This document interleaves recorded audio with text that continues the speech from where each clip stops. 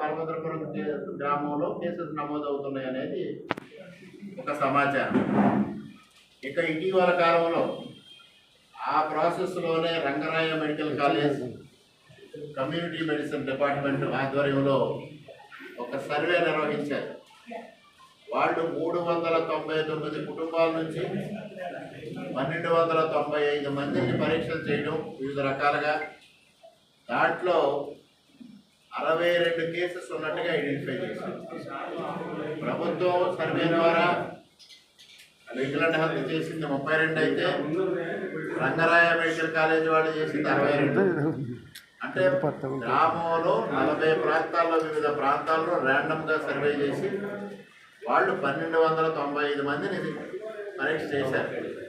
గ్రామ జనాభా దాదాపుగా 10,000 అయితే 1295 మందిని పరీక్ష చేస్తే 62 కేసులు వచ్చినాయి. అంటే మిగిలిన 8,700 మందిని పరీక్ష చేస్తే ఎన్ని కేసెస్ ఉంటాయి అనేది ఒకసారి మనం అంచనాకు రావాల్సిన అవసరం ఉంది. ఒకవేళ ఈ 62 కేసులనే మనం తీసుకున్నా ఇవాళ నేషనల్ యావరేజ్ కన్నా ఇది 6 రెట్లు హైయెస్ట్ ఉంది. ఇది ఆందోళన కలిగించే అంశం. దీన్ని స్థానిక డిఎంఎన్హెచ్ఓ గారు కానీ స్థానిక వైద్య ఆరోగ్య శాఖ కానీ నిర్లక్ష్యం చేస్తూ ఉందనేది ఈ సందర్భంగా తెలియజేస్తా ఉన్నా. అదేవిధంగా భారతదేశ వ్యాప్తంగా తీసుకుంటే అత్యధికంగా క్యాన్సర్ నమోదవుతున్న రాష్ట్రాలు వరుసగా చూసుకుంటే మొదటగా కేరళ, తర్వాత మిజోరాం, తర్వాత హర్యానా, ఢిల్లీ, కర్ణాటక, గోవా, హిమాచల్ ప్రదేశ్, ఉత్తరాఖండ్ 8 స్థానాల్లో ఉన్నాయి. మొదటి 8 స్థానాల్లో ఆంధ్రప్రదేశ్ రాష్ట్రం అనేది ఎక్కడో ఉంది, అట్టడుగున ఉంది. నేషనల్ యావరేజ్ను మాట్లాడుతూ ఉన్నారు తప్పించి ఆంధ్రప్రదేశ్ యావరేజ్ గురించి ఎవరు మాట్లాడటం లేదు. ఆంధ్రప్రదేశ్ యావరేజ్ తీసుకుంటే ఇది ఇంకా హైయెస్ట్. మరి ఏదైతే బయోవాయిస్ అనేది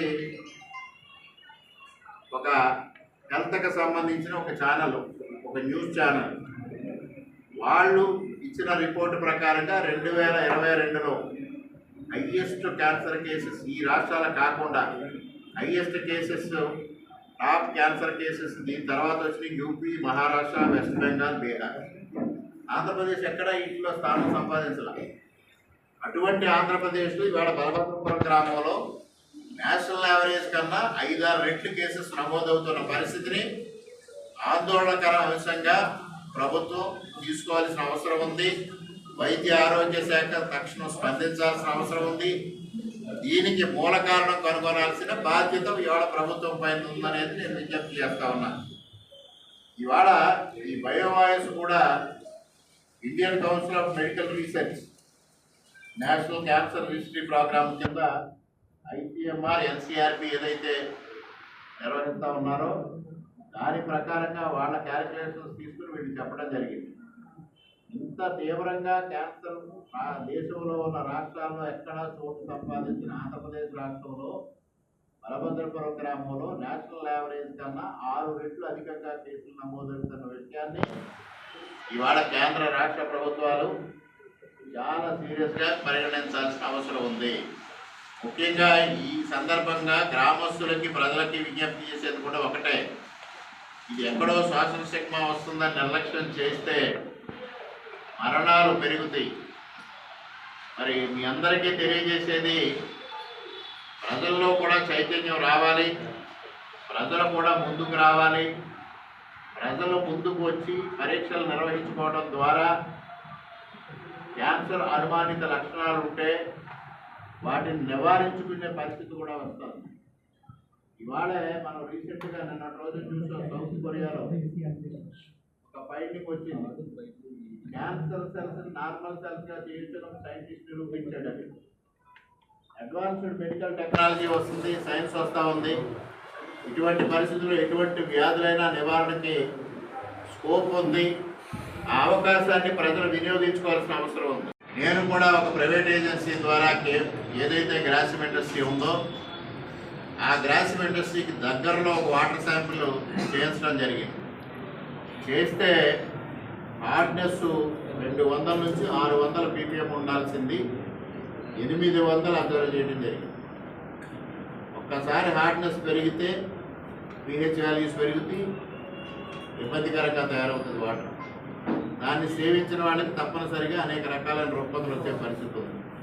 అదేవిధంగా వాటర్ శాంపిల్లో మెగ్నీషియం 30 ఉండాల్సింది 73 ఉంది, 45 దాటి ఉన్న కూడా నైట్రేటు 57 ఉంది.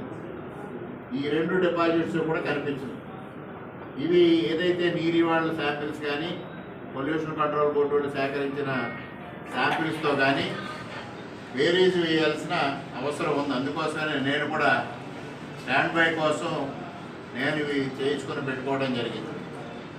ఈ విధమైన ప్రమాదకరమైన పరిస్థితుల్లో ఉన్నప్పుడు అక్కడ దాదాపుగా చుట్టుపక్కల బలభద్రపురం గ్రామంలో 10,000 జనాభా ఉంటే ఇంకొక 3 కిలోమీటర్ల రేడియస్లో ఇంకొక 10,000 జనాభా కలిగిన గ్రామాలు ఉన్నాయి. ఈ గ్రామాల ప్రజల యొక్క ఆరోగ్యాన్ని సంరక్షించడం అనేది ప్రభుత్వం యొక్క లక్ష్యం కావాలి. ఆ దిశగా ప్రభుత్వం ముందుకు వెళ్ళాలి.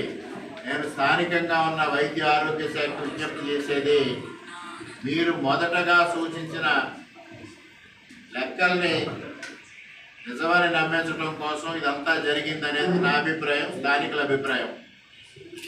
ఏ విధంగానూ సైంటిఫిక్గా మీరు చేయకుండా మౌఖికంగా కొన్ని ప్రశ్నలు అడిగి 32 అని తేల్చి ఆ 32 నేషనల్ యావరేజ్తో ఉందని తెలిస్తే ఇవాళ సాక్షాత్తు టైమ్స్ ఆఫ్ ఇండియా వాళ్ళు చెప్పడం జరిగింది నేషనల్ యావరేజ్ కన్నా 3 రెట్లు అధికంగా ఉందని. ఇటువంటి పరిస్థితుల్లో ప్రభుత్వం మేల్కొనాల్సిన అవసరం ఉంది.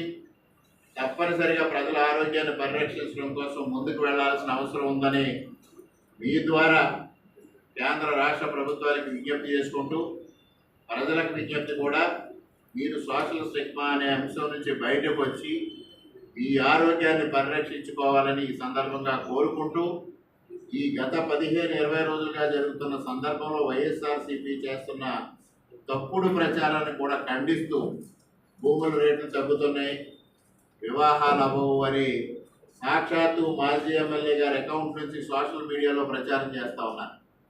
ఆయన ఒక వైద్యుడిగా 35 సంవత్సరాలుగా ఈ ప్రాంతంలో ప్రాక్టీస్ చేస్తూ ప్రజల ఆరోగ్యం పట్ల ఆయన స్పందించే తీరుదాన్ని నేను ప్రశ్నిస్తూ ఉన్నాను. అంటే భూముల రేట్లు తగ్గడం కన్నా ప్రజల ప్రాణాలు ముఖ్యమా, భూముల రేట్లు ముఖ్యమా అని నేను ఆయన్ని ఈ సందర్భంగా ప్రశ్నిస్తూ ఉన్నా. ఇటువంటి తప్పుడు ప్రచారాల ద్వారా ప్రజల్లో అపోహలు, ఆందోళనలు సృష్టించొద్దని కూడా వైఎస్ఆర్సీపీ నాయకులు విజ్ఞప్తి చేస్తూ, మరి ఈ విషయంలో మీడియా మిత్రులందరూ అత్యద్భుతంగా సహకరించారు. మీ అందరూ కూడా పెద్ద ఎత్తున తరలి వచ్చి ప్రజల్లో ఒక చైతన్యం క్రియేట్ చేయడానికి మీ వంతు కృషి చేశారు. ఆ కృషిని కొనసాగించాలని మీ అందరినీ సవినయంగా విజ్ఞప్తి చేస్తూ, ఈ మహాయజ్ఞంలో మీ అందరూ కూడా మాకు సహకారం అందించాలని మీ అందరికీ సవినయంగా విజ్ఞప్తి చేసుకుంటూ సెలవు తీసుకుంటున్నా. Thank you Varuna.